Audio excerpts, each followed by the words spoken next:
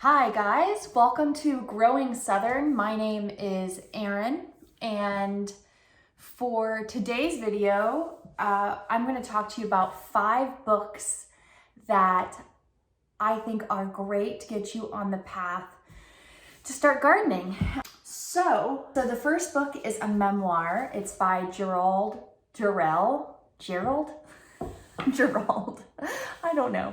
Gerald Durrell, My Family and Other Animals. There's actually a BBC show based off of this memoir series called The Durrells in Corfu.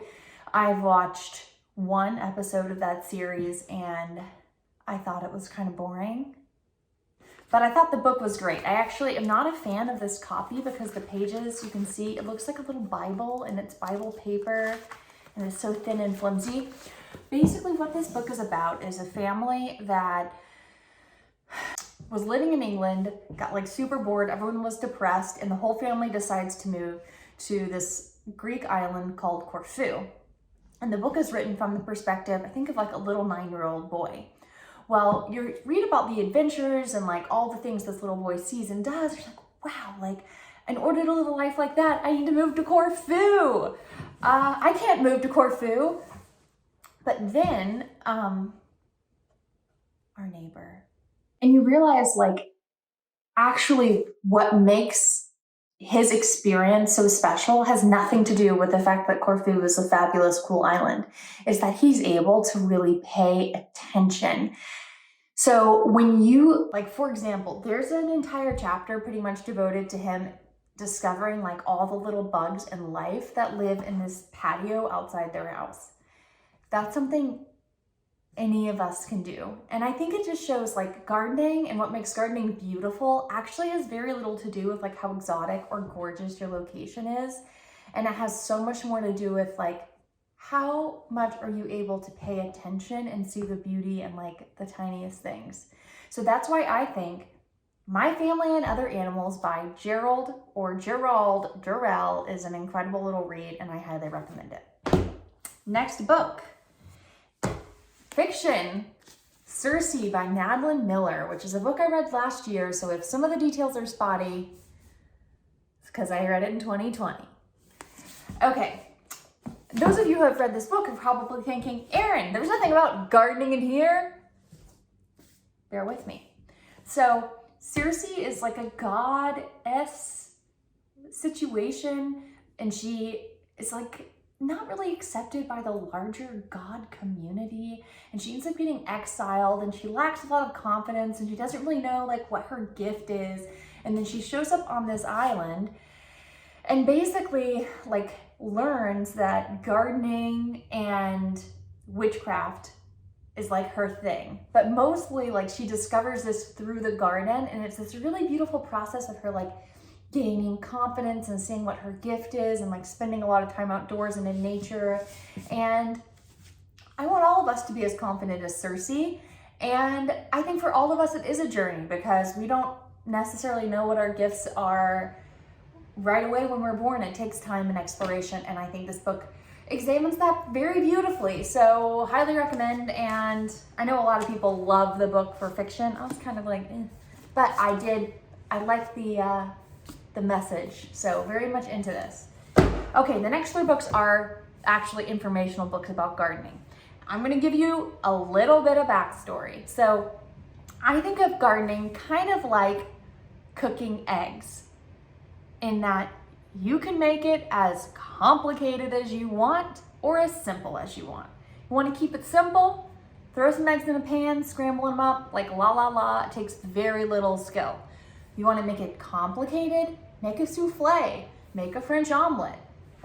And so when you're just getting started, it is so important to not like read all the books that are telling you how to make a souffle, so to speak. You want to keep it as simple as possible because otherwise it can just get so overwhelming and you're like, I don't want to do this anymore. I just want to rewatch The Office for the 7th time. You dig? Okay, so these books I think are really great at kind of walking that line between giving you just enough information to get you going, but not so much that you're just like, forget it, I don't want to garden anymore. I'm going to buy my produce from Kroger. So this book is called, and I took the jacket off because in general I hate book jackets. Fun fact. And this book is called Home Outside. Home Outside by Julie Moore Messervy. I have pored over this book and read this book, no joke, 10 times. I love this book. And it actually doesn't go into specifics about like individual plants, colors, anything at all. What it goes into is how you think about garden design and like figuring out what styles really speak to you. And she helps accomplish that by having, this book is just full of pictures of like so many different kinds of landscapes, so many different kinds of design, so many different kinds of homes paired with their design. And she really helps you like cool down, like, what is my style? What makes me feel like excited and energized? And what am I not a fan of? And helps you like learn, because it is kind of a language. So she helps you learn the language, and she just like talks you through the process so beautifully. And whenever I flip through this book, I'm always so inspired. Like, this book is the best.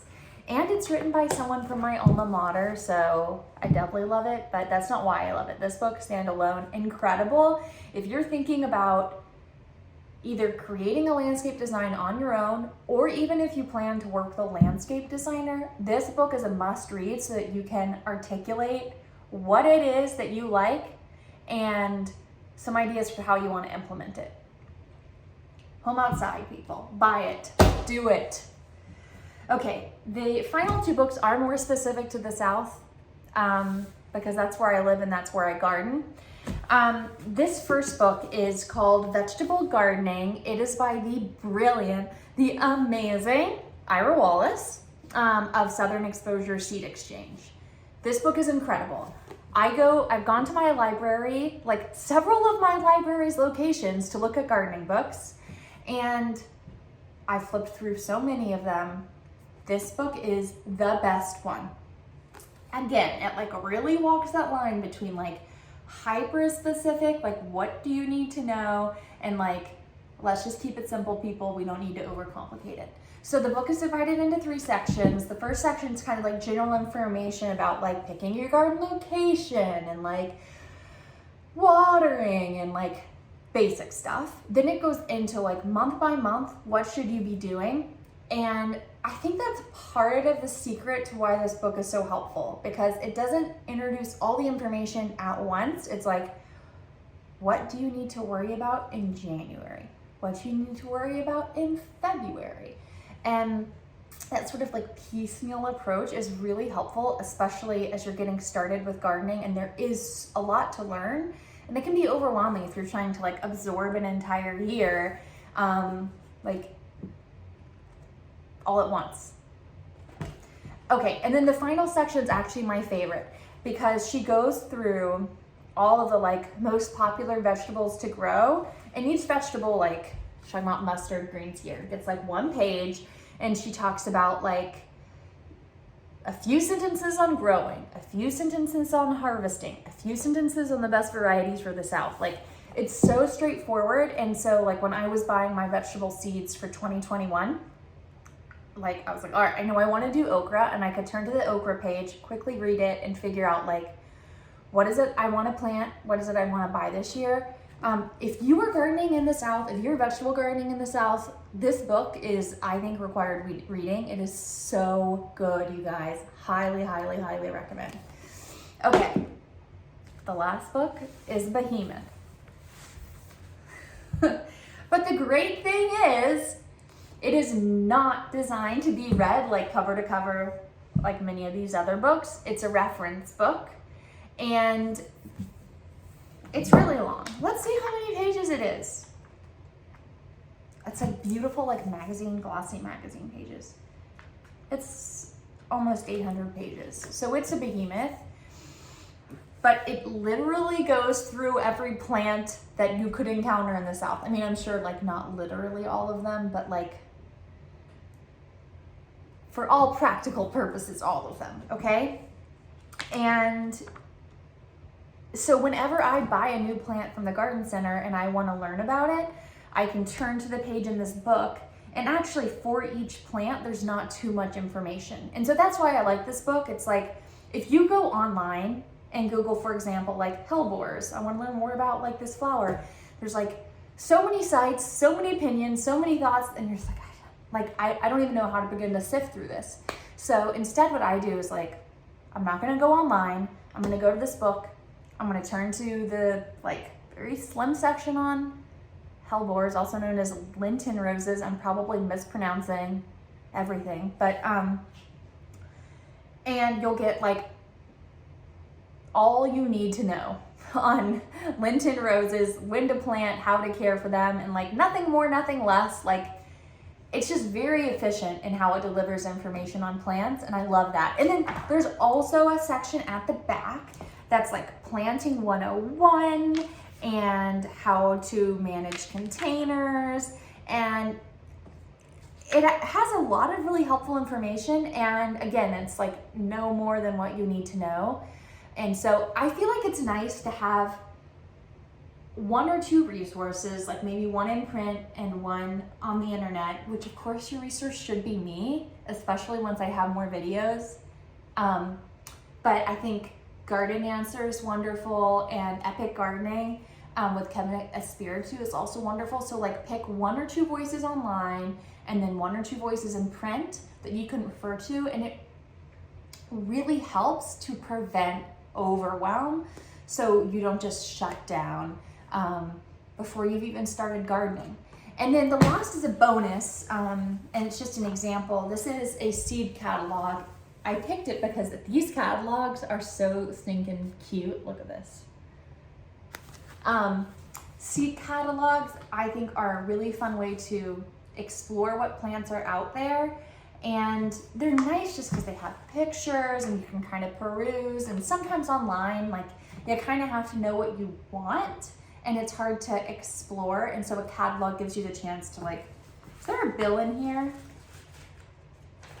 Like a, Lord help me, people. It's just a great way to like see what's out there and like explore varieties that you maybe wouldn't have considered. So I would recommend like finding ordering a few seed catalogs, like Southern Exposure Seed Exchange is a great example. I can link to some other seed companies that I really like to like order catalogs from.